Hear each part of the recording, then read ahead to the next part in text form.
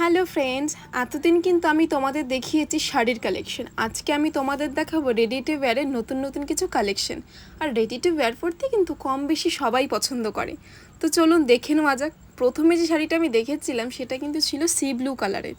ব্লাউজটা কিন্তু অত্যাধিক সুন্দর। এটা তোমরা আউটারটা ছাড়াও পরতে পারবে, চাইলে কিন্তু আউটারটা দিয়েও পরতে পারবে। আউটারটার মধ্যে কিন্তু পুরো স্টোন ওয়ার্ক করা আছে, আর বেল্টটার মধ্যেও কিন্তু পুরো স্টোন ওয়ার্ক। কি সুন্দর লাগছে শাড়িটা দেখতে।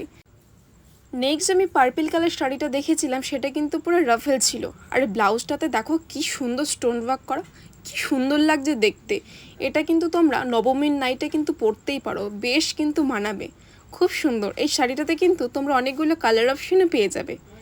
নেক্সট যে আমি বেবি পিঙ্ক কালার শাড়িটা দেখেছিলাম, এই শাড়িটা কিন্তু আমার সিম্পলের মধ্যে খুব ভালো লেগেছিল।